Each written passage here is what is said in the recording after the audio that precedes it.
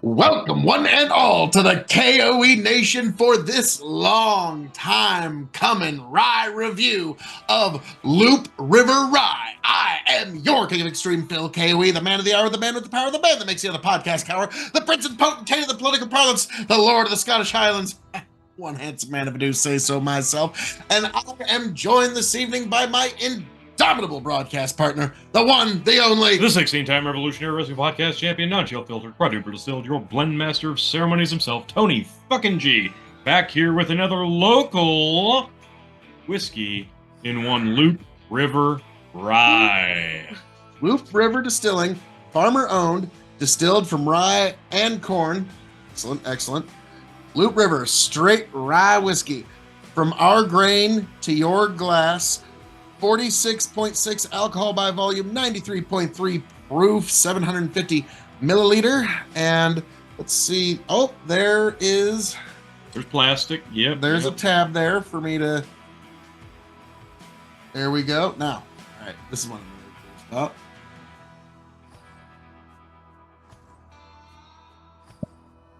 Oh, it was tight. Well, that had some bass. It's a synthetic cork. Yep. But no, that was bassy. I have sampled this very briefly. Cheater. All I know is it's a very easy sipper. This isn't even 100 proof. Again, it's 93, so this is a very approachable rye. Now, I'm going to hand this, like, just tiny, almost microscopic print over to old 20/20 vision over here. This is hilarious. Like, I'm going to try to get this on the back, but yeah, good luck, because it is kind of small print. The first thing it says... Rye. Rye. Just well, fair enough. Rye, in different colors. Rye. Here in Howard County, Nebraska, we pour our hearts into our grain, and our grain into a glass. The very spirit of our farm and family straight rye whiskey is the heart and soul that runs through everything we do at Loup River Distilling. Barreled and aged to perfection, straight rye whiskey uses only the highest quality rye and corn grown in Howard County. Enjoy on its own or in a cocktail of your choice. Government warning. 1. According to the Surgeon General, women should not drink alcoholic beverages during pregnancy because of the risk of birth defects. 2. Consumption of alcoholic beverages impairs your... What? Well, just as well finish. I mean, you're this far. Ability to drive a car, operate machinery, and may cause health problems. That actually would have drove me nuts. Yeah, like, no, I know. Have you met you? Yes, I have. So, Loup River Distilling is one that I've always been very impressed by. Love their Spring Creek whiskey, but really love their bourbon. Their bourbon, actually, the first time we entered it into the bourbon tournament, crushed Colonel E.H. Taylor. Yeah. And this year, in 2024, it made it all the way to the championship match. Okay, so Loup River's got some great stuff. I'm curious how their rye goes. Now, it smells typically rye, but with like a sweet apple back, I'm guessing. Yeah. Reminiscent of to me, it's got a blend of a Bullet and a Michter's on the nose. Okay. Because here's the thing. In order to be called straight rye whiskey, it has to be at least 51% rye. I'm guessing this is 51% rye, 49% corn, yeah, because they're corn farmers and they have corn, and their corn is their Howard Hooch is actually one of the best corn whiskeys there is, because so good. It tastes like corn. Like, I don't know how else to describe it. Like, those fans of mellow corn out there, and you don't need to be ashamed of it because it's great. Howard Hooch blows it out of the water. Well, T, it's got a sharp, sweet fruit, faint, but rye. Yeah. Faint. Okay. But there's a fruit there. It's not the red candy cane, though. It's the green candy cane, like the spearmint candy cane. Correct. Well, Slanjava.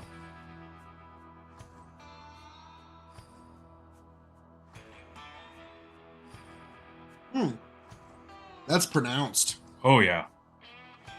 That is pronounced rye whiskey. That drink's so much heavier than 93 proof.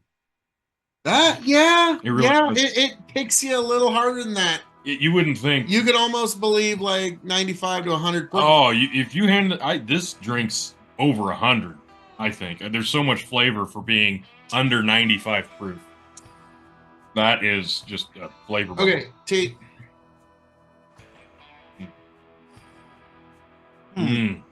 Okay, you know how critical I am of rye whiskey. Oh yeah. Okay, this is one of the many differences that we have is rye versus bourbon. I suspect, like, if this was like Fallout and the bomb was going off, my last drink would be reaching for a bourbon. Yours would probably, or maybe cognac. Yours would probably be reaching for a rye. Tommy's like, something high in proof. Yeah, whatever's got the highest. Yeah. Not going to be too particular, but like that's just something I've always kind of imagined. It's like, all right, what's going to be our last alcoholic drink before we're made ghouls in the Fallout franchise? Yeah, okay. But this has, if you like rye nose and you like a rye palate, this is so on point. Yeah, it is. That, like, I say, like, prototypical. Like, all right. Like, it's just so, like, it's prototypical, foundationally on point. Okay, I think that spearmint candy cane nose translates into the taste very, very, very thoroughly, and it's got a very clean finish, and it does linger, but not in a bad way. The sweetness. You're getting some grainy wood on the back after you let it open up for a minute. Yeah. I think is Loup River, everything they make, like they're so clean. Their bourbon is incredible. Yeah. Their corn whiskey is great. I think I have a bottle of their vodka around here somewhere that I still want to try. Now, you want to know what I bet we're going to find out, T? It's vodka. Yeah, it's going to taste like vodka. I know, because that's actually how you measure a good vodka, is that it doesn't taste like anything. That is going to be a Nebraska showdown, folks. We're going to get the Cut Spike vodka versus the Loup River vodka. Oof. You Nebraska vodka fans, hang in tight for that one. Well, now, let me just say as kind of an aside here, that because vodka's just vodka, you probably should buy like a Loup River vodka, a Cut Spike vodka, a Brick Wave vodka, like something local, because vodka's just vodka, support your local vodka. Like that's kind of how they get their money going originally. So yeah, and it's cheap. Exactly. So yeah, you might be spending $4 more than the bottle of Tito's, but you're helping your local businesses. So that's the thing. Like, if vodka's just vodka, go with your local vodka. Like, here's the thing. Folks in Nebraska, support your Nebraska vodka, folks. Folks in New York, while we would love you to support Nebraska vodka, probably just support New York Distillery. You know what I mean? Like, support your locals, okay? Tony finishes his vitamins. Now, I got a little more. Now we're getting back to rye whiskey after that little vodka rant, because like that is one thing where if you do drink vodka, support your locals. That's the only thing I would insist on. But all right, now we're gonna get to the grading. We're gonna grade this as a Nebraska distillate, as a rye whiskey, as a whiskey, as a cask-aged spirit. It's shelving, and for those new to the show, secret 6 questions. So, T, as a Nebraska distillate. Tough, isn't it? I'm just gonna say 3 as a Nebraska distillate because their bourbon is so damn good, and that's been proven. This is really, really, really. It's kind of unfair to compare this to their bourbon. Yeah. But that you can't help doing that because their bourbon is so sticky, smooth, caramel in a glass. If you haven't had it, get some. This is just like right on point with rye whiskey, to the point where I would have a hard time distinguishing this from like a Michter's, a Bullet, like any of the big time players. So this is well done in that regard. I'm gonna go 3.75 as Nebraska distillate, though, just because it is like, okay, there's other great ryes in Nebraska, but they're not typical. Like, I love Brickway's weeded rye, but it's not rye. You know what I mean? Like, it's rye with an interesting twist to it. So this is RYE from Nebraska. Straight rye. Indeed. So as a Nebraska distillate, 375. Now as a rye whiskey, I'm gonna go 3.5. Okay. As a rye whiskey, boy, I'm gonna go 3.5. I'm gonna stick with 375 Yep. as a rye because maybe I'm just a little bit root for the home team, but I'm gonna be all over the place on this one. So, Yeah, I think I have to. now whiskey. As a whiskey, I'm usually not fair to the rise in the whiskey category, but this has so much flavor in it for a lower proof. I'm actually going to go 4 as a whiskey. As a whiskey, there's so little that I would think to cocktail this with. Like It says cocktail this right on the bottle. What would you cocktail this with? Well, I wouldn't because I'm not a big teddy bear. I'm going to drink it like I just drank it. And then I'm going to have another like I just did. That's fair. I'll go with the chicken response. An old fashioned. I'm gonna go 275 as a whiskey because I just don't see this as very cocktailable. It's not very diverse, and it's not something that you'd start somebody off with. Okay, that's just how I look at it. But here's the thing: like this is more of a seasoned drinker's drink. Okay, now cask aged spirit. There's no age statement on this. I'm not going to say that hurts it. I don't think it does. Batch 4R23, bottle 121. I'm actually going to stick with 4. Because I feel like they really knew what they were doing with the mash bill here. They really found a nice spot, however old it is or however young it is, what I'm guessing. For as young as it probably is, and for being under 95 proof, a lot of flavor going on there, 4 stars. I'm gonna go 325 because, like I said, no age statement. To me, the magic here is more in the mash bill, so I can't give full credit to the aging because they didn't put statement on it. But they still picked the mash bill. I'm gonna stick with 325. I'm just gonna be a curmudgeon on this one.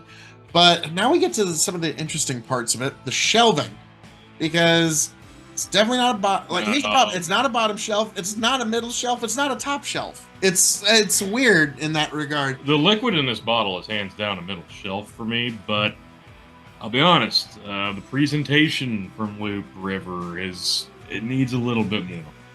This is one of those things where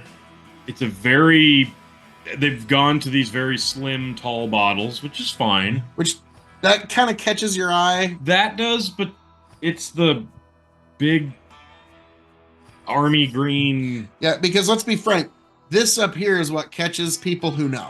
Yeah. The Loup River logo. Yeah. So again, we're not telling you how to run your business, No. but I would definitely make your logo and who you are, like, basically. Now, granted, it's big here, but like make it background somehow. I don't even know how much just naked space there is right here. But beautiful ride. I mean, or a picture of Phil, K.O.E, and Tony G. Like, okay, that would be like, okay, Tony, we want them to have some stock left in the entire building. Like, we don't want it to sell out like it's a Star Wars collector's cup or something. Okay, like, but I think it presents nice enough, but it's not going to be a display piece because of that. I think that people judge books by their cover. We know this, and that's especially true for whiskey because I'm insanely guilty of this. So, knowing what I know about the distillery, I was eager to get this bottle. Somebody who's not familiar with it is going to look at that and, interesting. And they're probably going to buy something else. That's my concern. And they shouldn't, because this is really good stuff. So you need a little bit of flair. And I think it just needs to be a little more eye-catching. So what you're saying is that they need to have a guy riding a horse on top of the cork? No. Well, that's been the marketing gimmick of this decade. Are you kidding me? It's worked like a charm. No? Yeah, please don't do that. Although, if you did, that'd be hilarious. Like, yeah, like get like a, like, I don't even know, just like a looping river or something. Tony's like, please don't listen to me. Don't. Like, please don't. A buffalo's head, because we're in Nebraska. Moving on. Oh, wait. An ear of corn! I knew we'd get there eventually. Moving along. Oh no, that's beautiful. If you don't do that, we're going to. Okay, moving right along to the secret sixth question. When this bottle runs empty, will you seek another one? What did this cost you USD? I believe this one was just under 50. Yeah, I think it was. Yeah, this is one I'd like to have on hand. Again, it's a local. I like to have. $30? Yeah, and it's a rye, and I like rye. There's nothing about this I wouldn't like to have on my shelf. I was about to say, if I was going to be showing somebody a Nebraska rye, it would either be this or Brickway. So I think this would be a definite keep on hand as well. But I also know I can usually go to this guy's place if I really need a gram of Loup River Rye. I got a feeling this is going to be something you drink for a few Husker games. I don't know why. Like, that's just something I see you doing. Like, it's a Husker game. In fact, tomorrow might be some Husker football. And this is just perfect libation for such an occasion. So, folks, as I'm known to say around here, all that being said, Loup River Distilling, you've done it again. I am your King of Extreme, Phil K.O.E., the man of the hour, the man with the power, the man that makes you the podcast cower, the prince and potentate of the political parlance, the lord of the Scottish Highlands, and one handsome man, if I do say so myself. You can, of course, find me at K.O.E Nation on YouTube, TikTok, Twitch, and Twitter, and I am signing off and handing it off to my indomitable broadcast partner, the one, the only, the Tony G. Thanks for joining us for another Friday Rye Day. Now you have to drop this on a Friday. God bless. Travel well.